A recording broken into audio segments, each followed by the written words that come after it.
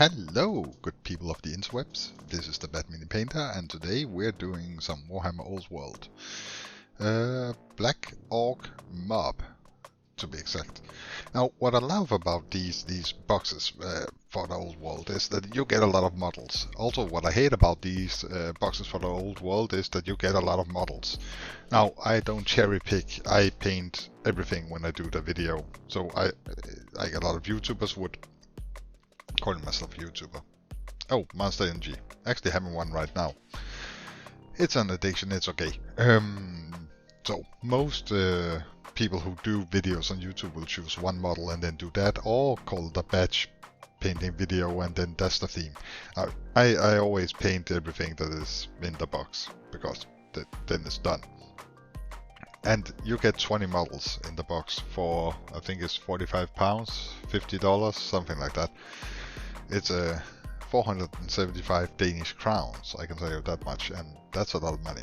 But you get a lot of models. Anywho, this almost killed me because it gets tedious really fast. Anywho, for the skin, since they are Black Orcs, I decided to move away from my Uruk flesh, which is my preferred Orc flesh paint. And I moved into Orc flesh from Citadel with one drop of Grim Black from the Army Painter. Both of them being speed paints or contrast paints. So they mixed together quite fine. My ratio was 1:5. So to not make it too dark, the Grim Dark is quite heavy. So it will overshadow the green and just make a weird black really fast if you put too much in there. But the end result was pretty good. I like the color that I managed to get. There's a huge wasp outside trying to get in. That's alarming. Anyway, basically just going through all the models, and it's mainly the neck and faces. So for their armor, since they are Black Orcs, I decided to go with black, and black from AK Interactive. And it's a black just like Abaddon black, but with no shine to it. So in my mind it worked pretty well for the armor.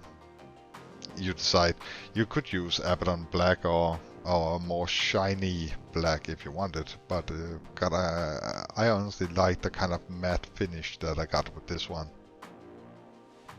It's not velvet soft matte, but it's not as shiny as Abaddon black.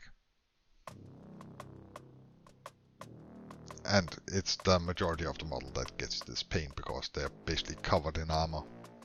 Pussies. Iron Hand Steel is my choice for metal for this one. I wanted something a bit darker than Natural Steel from AK Interactive, so I tried to give this one a try. It's been a while since I used that. Now these sculpts are pretty old, so some places you kind of have to guess where to put what paint. Like there's no clear definition of what is what. It's kind of weird when you're used to the modern sculpts or prints. Anywho, you'll figure it out, it's fine. And that's generally for the chainmail and for the weapons. Copper from AK Interactive, and I use that for the decoration on the weapons and for little details here and there around on the chainmail and the armor. If there's some plating, I might give it a little. I use it for the handlebars on some of the weapons, not all of them. Again, to add some variation to the mob, so it doesn't become one uniform blob, but so each individual unit has some interest.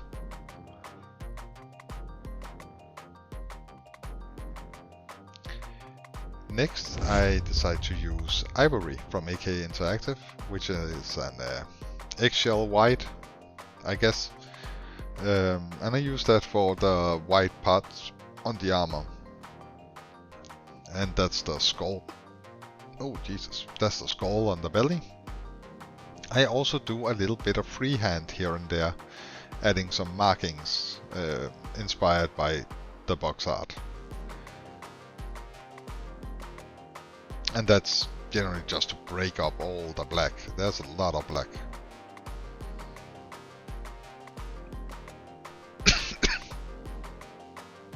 Sorry. Always good with a cough in the middle of a video. And now it's time for dry brushing. Iron Breaker.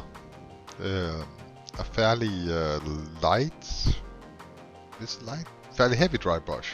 I think, yeah, I decided to go with a fairly heavy dry brushing. And that's all over the armor to make it look worn and battle scarred and everything. And it kind of ties everything together. I also give the weapons a light touch of this. And as you can see, it adds some pretty nice scratching here and there. And yeah, makes them look more orky, more dirty, grimy, trashy.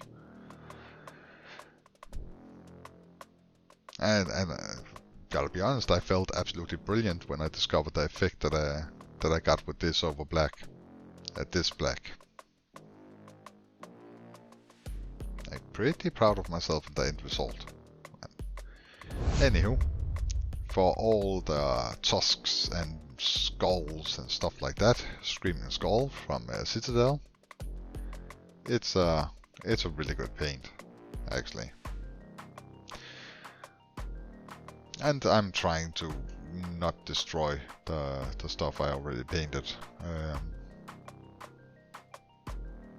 And there is a lot of skulls and tooth and stuff on these models that they're kind of poor on detail, all in all. There's not a lot of detail on them, but there's some. And a majority of that is skulls and teeth.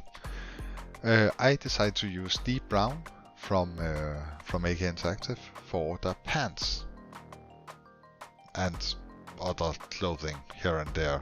Like there seems to be some fur on the neck of most of these, or on the back coming out of the armor or whatever.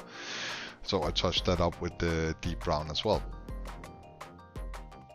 I also did the handles for the sword knife thing that is holstered on all of these.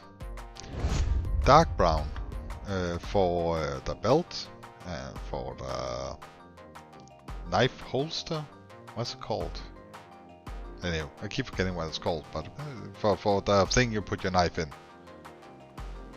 Is it a holster? Holster sounds wrong. Anywho, so here and there, like the belts, the straps that goes around on the model.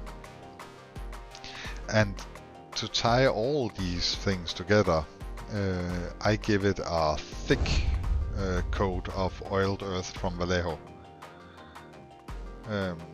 I slap it on fairly thick, and then I distribute it around the entire model, trying to avoid the skin as much as possible.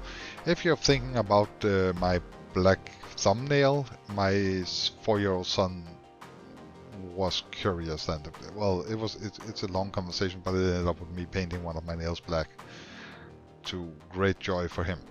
Anywho, so that's why. But I generally just slap it all over the model and give it a good amount of time to dry. And that brings out all the details and ties everything together quite nicely. And as a final thing, before the big cleanup, I do tongues. So Emperor's Children and touching up the tongues on the open mouth variation of the orcs.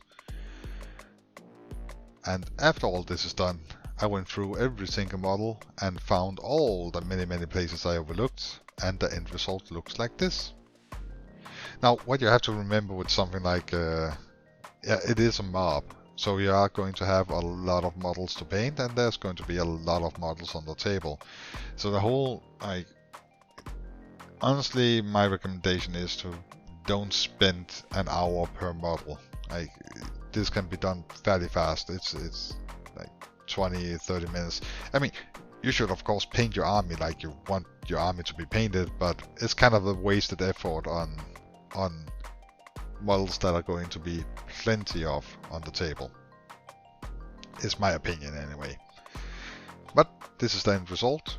There are some misses, there are some mistakes here and there, but all in all, I feel like, yeah, good job. Thank you. Thank you so much for watching. I hope you enjoyed this video. I hope you found it useful. If you did, please like and subscribe, and I will hopefully see you soon.